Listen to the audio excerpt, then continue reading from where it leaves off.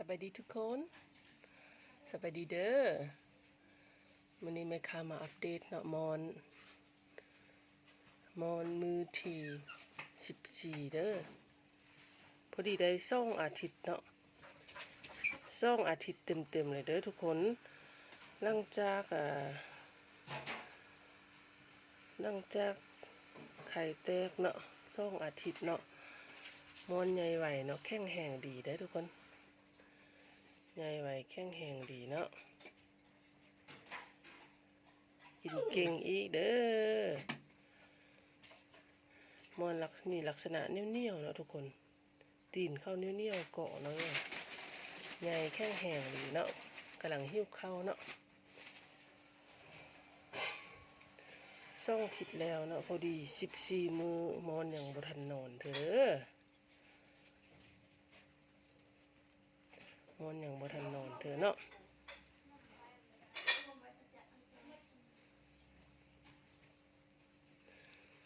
โอเคใบมอนยักแห้งเนาะทุกคนเพราะว่าเป็นใบมอนที่แม่ค้าเก็บไว้ได้2 มื้อแล้วเด้อมอนนี้แม่ค้าบ่ได้เก็บสดๆเนาะแต่ว่าก็เกลือได้อยู่ด้วยทุกคนกรณีที่ว่า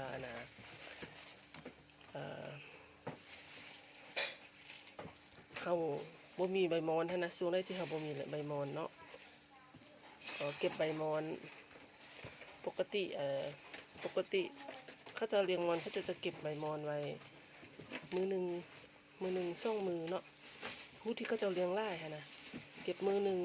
2 มือก็สามารถเลี้ยงได้เนาะแต่ว่าอันนี้มันเงินข้างบ้านลูกค้าเงินข้างบ้านเพิ่นใจดีเพิ่นเห็นต้นมอนเงินหน้าบ้านแม่ค้านะเฮียนเบิดแล้วเพิ่นล่ะบอกให้ไปเอาไปโตนกิ่งมอนเฮือนเพิ่นนิโมกันนี่แหละก็เลยว่าได้ใบมอนมาไว้เกลือเนาะ2 มือบ่ได้เก็บได้ใบมอนที่ว่าจากต้นข้องในป่าข้างบ้านมะเกลือแต่บ่มีปัญหาหยังเนาะบ่มีปัญหาหยังเด้อเกลือได้ปกติเนาะแล้วมันจะแห้วนิดนึงในการเก็บใส่เป่าเห็นบ่ปกติต้องพึ่งไว้เนาะแต่ไม่ค่าบ่ทันพึ่งไม่ได้บ่ดีเขาก็ใจออกเด้อ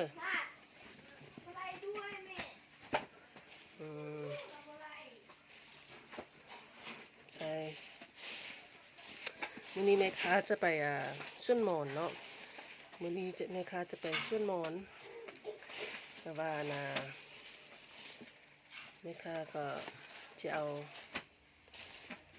ง่ายเอามอนของแม่ค้าไปนำเนาะแต่ไปนอนคืนเดียวจะกลับมาแล้วไปวันเสาร์วันอาทิตย์ตอนแรงกลับเนาะจะผ่านน้องล้านน้อยมีแต่ลูกมีแต่ล้านไปหายเบามอนขย่ายผันมอนเนาะหน้าฝนแล้วขย่ายผันมอนเด้อจริงแม่ค้าก็ขย่ายไว้แล้วเนาะแม่ค้าก็ขย่ายทุกตลอดเวลาละแต่ว่าช่วงทิศแล้วเนาะเดือนแล้ว2 เดือนล่างนี่แม่ค้ามีเวียกไล่แล้วก็บวกกับฝนตกเด้แม่ค้าอย่างพันได้แปลงทางเนาะพอดีว่าแม่ค้าแปลงทางเข้าส้นมอนบานจานเนื้อเนาะส่วนพ่อแม่ค้าเข้าทางโคราชเด้อส่วนมอนเข้าแม่ค้านะแต่ว่าดินแม่ค้าจะขึ้นกับบานจานเนื้อเนาะก็ท่มดินท่มทางไปเนาะ5 กันแล้วแต่แม่ค้าบ่ได้ท่มยาวรวดแต่แม่ค้าท่มเป็นจุดที่ว่าเปื้อนไล่เนาะเพราะว่าท่มตามงบประชันลูกค้าปีนี้ก็จัดไปประมาณ30 รถเนาะรถหินเนี่ยเป็นหินหินที่เขาใส่กอเหือนหินครบนะแต่ว่าบ่แม่นหินครบร้อยเป็นหินครบที่ว่าเป็นหินครบที่ว่าอยู่ในกอของมันเนาะนี่ลูกค้าใบได้คือว่าบ่งามของบ่ทันใจออกนะอันมอนเพิ่นก็บ่กินเนาะ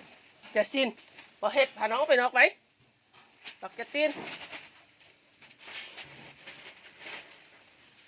จำปาออกมาลูกโอเคเกือบปกติเด้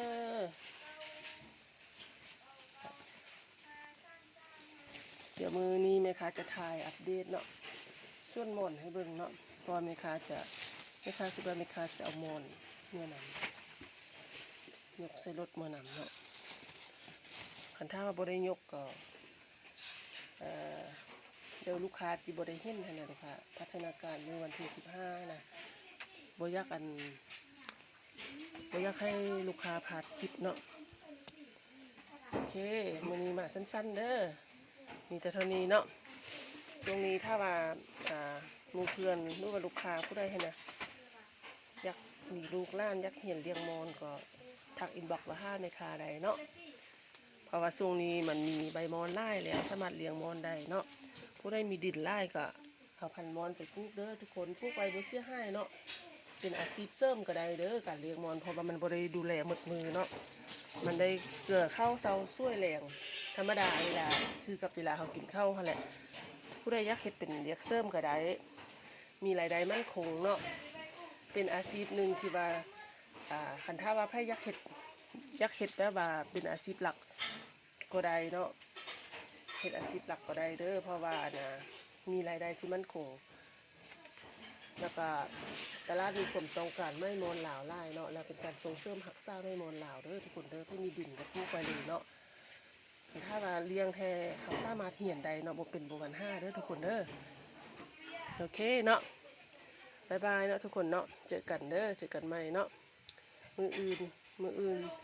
EP 15นะทุกคนนะบ๊ายบาย